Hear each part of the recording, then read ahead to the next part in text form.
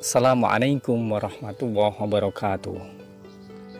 Ada-ada saja ulah Abu Nawas ini, tapi maksud dan tujuannya sebenarnya baik, yaitu ia ingin menyadarkan orang-orang kaya sekampungnya agar selalu ingat kepada Allah Subhanahu wa Ta'ala, agar mereka sadar dari perbuatannya untuk memperkaya diri sendiri dengan cara apapun. Nah, ide cemerlangnya kali ini adalah sebuah sandal ajaib. Berkat sandal ajaib ini, akhirnya salah seorang di antara mereka bertaubat kepada Allah Subhanahu wa Ta'ala. Kampung tempat tinggal Abu Nawas lama-kelamaan membuatnya merasa tak nyaman karena saking banyaknya umat Islam yang menumpuk-numpuk harta dengan menghalalkan segala cara. Secara otomatis hal ini membuat Abu Nawas gusar dan susah tidur. Karena sebagai seorang ulama, Abu Nawas berpikir bahwa hal itu bertentangan dengan ajaran Islam. Untuk menghentikan perbuatan buruk tersebut, Abu Nawas memutar otak mencari ide yang tepat untuk menyadarkan banyak orang. Setelah berpikir panjang, akhirnya ia menemukan ide cemerlang, yaitu ide tentang sandal ajaib. Dengan mengambil peralatan sederhana, berangkatlah ia ke pasar untuk menggelar tikar guna menjual sandal ajaibnya tersebut. Ia berteriak, "Sandal ajaib, sandal ajaib, sandal ajaib," kata Abu Nawas berkali-kali di pasar. Sesaat kemudian, muncullah salah seorang pemuda yang melihat-lihat barang dagangan Abu Nawas. "Silahkan tuan, mau cari yang apa dan bagaimana?" kata Abu Nawas.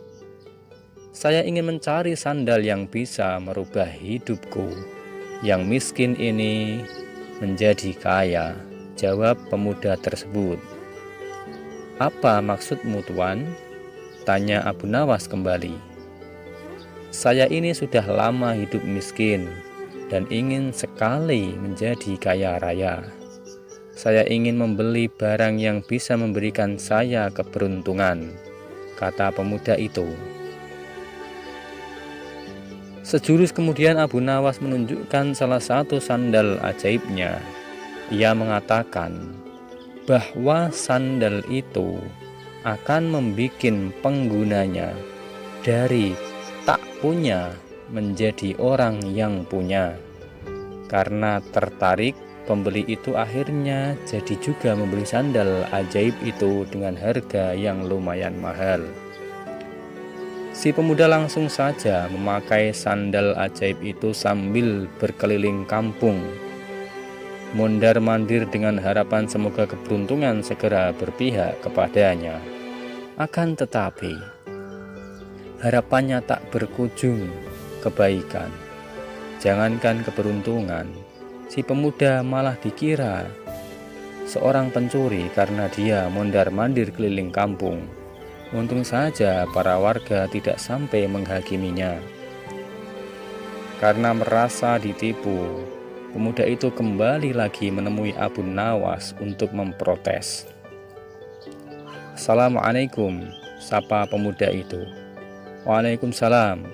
Ternyata tuan. Bagaimana kabar tuan?" tanya Abu Nawas. "Kabar jelek. Aku selalu ditimpa kemalangan gara-gara sandal ini. Padahal dulu engkau mengatakan kalau sandal ini bisa mendatangkan keberuntungan, bisa menjadi kaya dan terkenal. Tapi mana buktinya?" protes si pembeli sandal tersebut. "Seingat saya tidak pernah mengatakan seperti itu tuan," sergah dan sanggah Abu Nawas.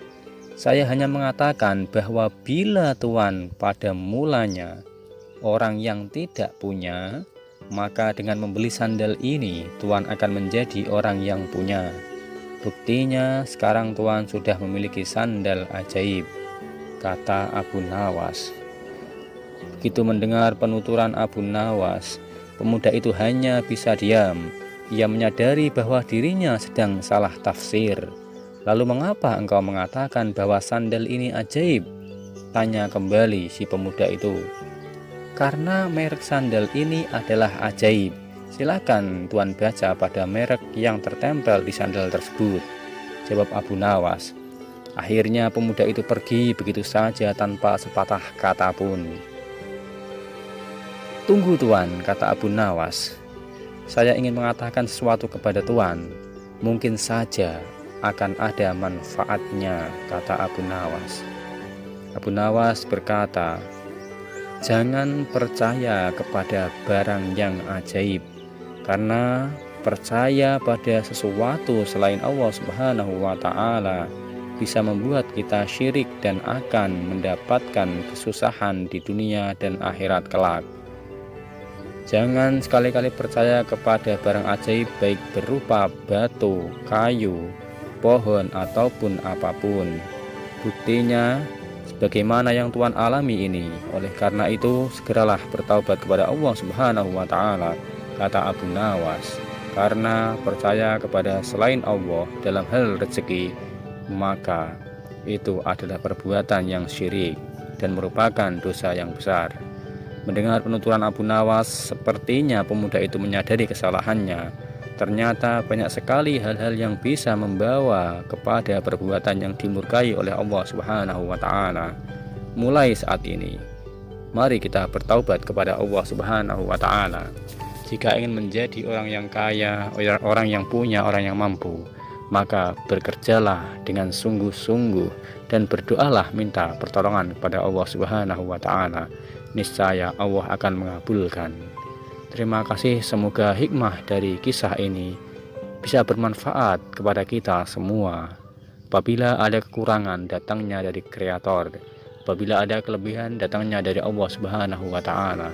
Mohon maaf segala kesalahan. Assalamualaikum warahmatullahi wabarakatuh.